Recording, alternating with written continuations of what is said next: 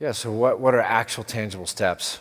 Awareness, most things start with awareness, and so in some sense it's light, but oftentimes it's a valuable step. And so that's what, it's hard to, a list is the first step for people, and that's what that list was. Real steps would involve money and time. I'd love for you to help me fundraise money to help our friend Leroy, who's taking voices from pastors and leaders, Christian leaders, in some of these disadvantaged communities and helping them get published, self-published books, so that their voices can be heard, so that it can begin to address issues. We do these things called Breathe Retreats about once a quarter. If you're around, you'll see it, but we bring leaders of color from around the country and basically just serve them for a weekend where they get to be refreshed and kind of filled back up, because they're always pouring out. And usually one of them will speak, and we're blessed because of that. But the time that we spend in that, it's using our gift. We've got a beautiful place. We do hospitality well in this culture. So those Breathe Retreats are using our gifts to serve others that are in a better position to actually affect change. It's a service posture, right? I think the problem with a lot of Christians is I do think we're going to be the answer, but not when we're trying to be the answer from above. Jesus says, you're the answer when you wash feet and you serve, not trying to lord it over people. So I think there's a lot of Christians out there saying, hey, we need to be in control of this Black Lives Movement. We need to this, we need to that. And it's the people with street cred that are really leading it. And why do they have street cred? Well, because they're in those communities and they've been serving those people. And so they're the ones people are looking to. So I think the Christians, if we're going to have a role in this, it's by taking what we've been given and trying to find a way to use that to serve this bigger issue and bring some kind of healing and shalom to it.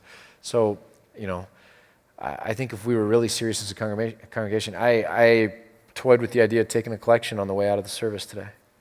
And maybe we will at some point. But I think that's when the rubber meets the road. Like, do we really care about this? Well, when we start contributing money and when we start giving time, then we care. To leaders like myself, there's a lot of people of color that'll say, hey, we're going to see that you care when you start laying down privilege. Meaning you're going to get invited to conferences and to speaking gigs more than this person of color is.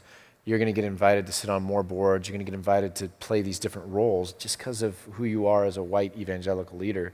And when you start using that privilege, just not for your own gain, but to create opportunity for others so that it redistributes the power equation, right? That's when they're going to look at me and say, okay, you're paying a price and you're willing to pay a price. So you're doing something. So I think we all can begin to go, what does that look like for me with time, energy, money, willing to lay down things that nobody's taking from us, but we're willing to lay it down because we want to serve, So I think there's a lot of things. We could create lists, but it's basically, what does love look like as it emanates from you into this situation? So it's kind of an endless list of things that would actually be tangible. But I think you're right. It has to go beyond more than just intellectualizing it, reading books and watching movies, but oftentimes it starts there. The biggest thing that keeps people from doing what's right oftentimes is a mental hiccup.